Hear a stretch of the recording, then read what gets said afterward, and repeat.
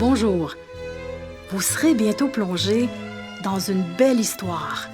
Une histoire qui raconte de grandes et de petites choses et qui témoigne de notre passé. Donalda Charron, figure syndicale marquante de l'histoire de l'Outaouais et du mouvement ouvrier, naît à Pointe-Gatineau le 29 août 1886.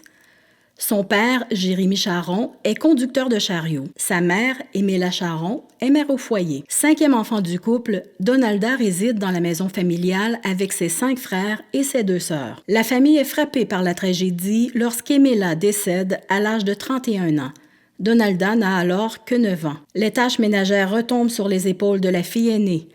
Les autres enfants devront aussi travailler afin d'assurer la survie de la famille. Vers le tournant du siècle, Jérémy Charron et ses enfants quittent Pointe-Gatineau pour la cité industrielle de Hull. Donalda y trouve un emploi dans une compagnie d'effeuillage de mica. Les tâches qui demandent de la dextérité, de la rapidité et de la minutie sont effectuées par des jeunes travailleuses. Jeune célibataire, Donalda quitte le foyer familial et s'installe à Ottawa.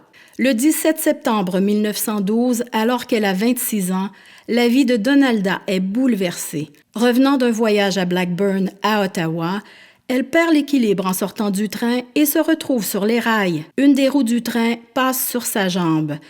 L'intervention sur place du docteur Tennant lui permet d'éviter le pire en attendant l'arrivée de l'ambulance qui la conduira à l'hôpital. Là, on lui ampute la jambe juste en dessous du genou. Donalda s'installe alors chez son frère cadet, Stanislas, marié et père de 4 enfants. Elle cesse de travailler à l'usine d'effeuillage de mica, une activité en déclin à partir des années 1910. Elle est employée à différents endroits, notamment au parc à ferraille de Maurice-Lévitan. Elle est éventuellement embauchée dans une manufacture bien connue de la cité de Hull, la Lumière EB&D. La EB&D Match Company, du nom de son fondateur Ezra Butler Eddy, est reconnue au niveau international. C'est la plus importante compagnie d'allumettes de l'Empire britannique. Elle emploie surtout des femmes et des enfants de 10 ans et plus. Contrairement à la vaste majorité des allumetières ou faiseuses d'allumettes, comme on les appelait, Donalda ne s'affaire pas à mettre en boîte quotidiennement des milliers d'allumettes. Elle devient plutôt contremaîtresse, un poste important au sein de la compagnie. Les contremaîtresses sont responsables d'embaucher les nouvelles employées, de superviser la production, de s'assurer que l'ordre règne dans les départements féminins et elles servent aussi d'intermédiaires entre les allumetières et les surintendants afin de protéger leurs vertus. C'est un poste réservé aux travailleuses d'expérience, âgées dans la vingtaine ou la trentaine, que ce soit dans l'industrie de l'allumette ou dans d'autres manufactures. Donalda arrive à la lumière alors que les ouvrières s'organisent pour obtenir de meilleures conditions de travail. Il faut savoir que le métier d'allumetière s'exerçait dans des conditions difficiles et comportait de nombreux risques. La technique de fabrication était très dangereuse car les allumettes s'enflammaient souvent. Chaque ouvrière travaillait avec un seau d'eau près d'elle pour éteindre les débuts d'incendie qui pouvaient se produire jusqu'à 20 fois par jour. Ces femmes s'exposaient également à la nécrose maxillaire, une terrible maladie causée par le phosphore blanc, provoquant la perte des dents et la décomposition des os de la mâchoire. L'ablation de l'os atteint était le seul moyen de stopper la maladie, ce qui avait pour conséquence de défigurer la victime. Chapeauté par l'Association ouvrière catholique de Hull et les Oblats de Marie Immaculée, le syndicat des allumetières devient très populaire chez les travailleuses dès sa création en 1918. En 1919 et en 1924, les allumetières déclenchèrent les premiers conflits ouvriers québécois mettant en scène un syndicat féminin.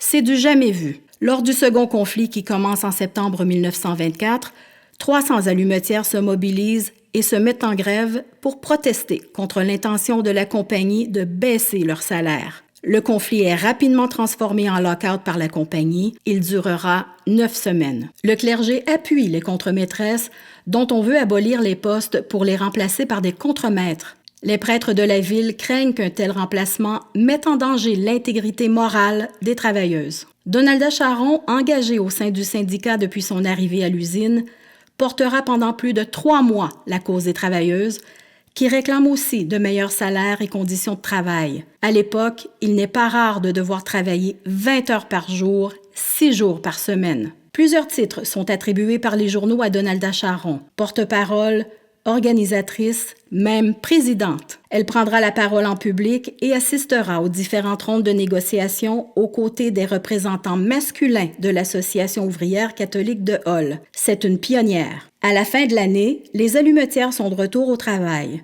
Comme dans bien d'autres conflits de travail, la leader se voit sacrifiée et perd son poste à la manufacture. Le syndicat souhaite néanmoins qu'elle demeure au sein de son organisation. Dans les années qui suivirent, elle occupera différents postes, dont celui de directrice des cours du soir, une œuvre éducative très populaire offerte par le syndicat pour les travailleuses. Lorsque la Grande Dépression frappe la cité de Hull, Donalda gagnera sa vie de différentes façons, notamment en travaillant comme domestique pour une maison privée. Elle aurait également été blanchisseuse et couturière. Donalda Charon décède le 10 juillet 1967 à l'âge de 80 ans. Contrairement à d'autres grandes figures syndicales, rien n'est dit dans les journaux sur son apport audacieux et remarquable. Il faudra attendre l'arrivée du nouveau millénaire pour qu'elle se fasse progressivement une place parmi les personnages incontournables de l'histoire de la région et du mouvement ouvrier. Aujourd'hui, un grand boulevard de la ville de Gatineau porte le nom de ces allumetières